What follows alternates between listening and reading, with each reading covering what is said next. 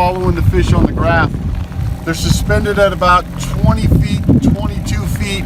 So we're down there with snap weights, letting our baits run right around that 18 to 20 foot mark. There's a lot of bait fish in the water, so we have a lot of competition with the bait fish. So what we're going to do is we're going to try to do what they call S turns, and we're going to turn and we're going to cover as much water as we can in a big S pattern.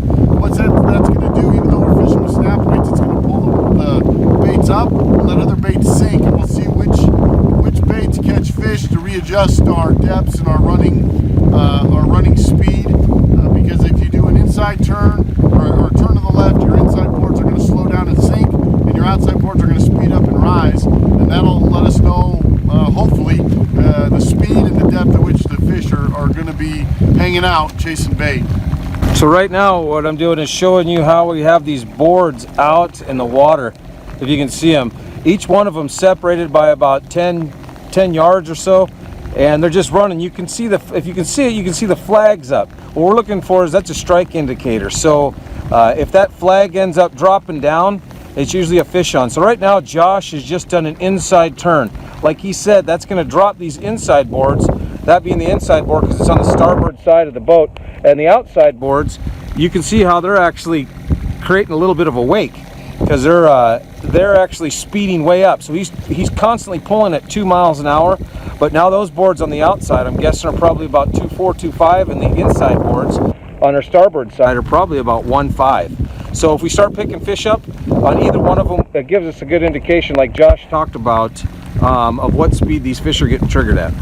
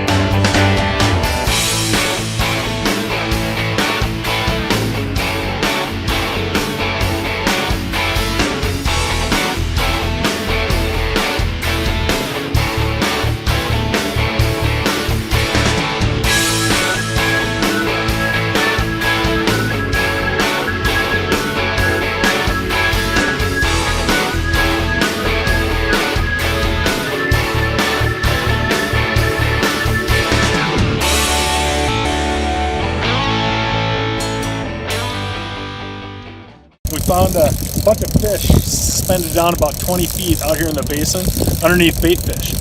So what we're going to do, we're running these number 7 flicker shads. We've got our speed clip attached. Hey, if you're not using one of those, go ahead and start. That make things a lot easier switching up your baits, gives the crank more action. But basically these number 7s, I'm just using mono. What we're going to do, we're using these line counter reels, and once again, it's great because you know exactly where you're at. So what we're going to do is we're going to go ahead and let out 50 feet. Let's see, you're going now. What we're going to do to get our crankbait down to 20 feet is we're going to use a snap weight. So we're going to go with the 50-50 method. So what I'm doing right now is I'm letting out 50 feet of line. We're almost there, we're about 30. We're trolling right at about 2 miles an hour. So we're almost at 50 feet. Okay, once I let out 50 feet, I'm going to go ahead and attach a 2-ounce snap weight. Go ahead and clip that on the line. Good and secure. I'm going to go ahead and let out another 50 feet.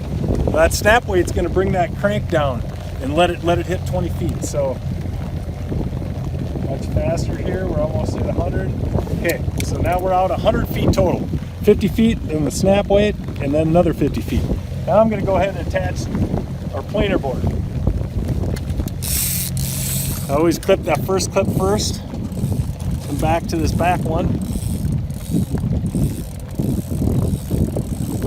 Get it in. I like to leave a little slack in between the two.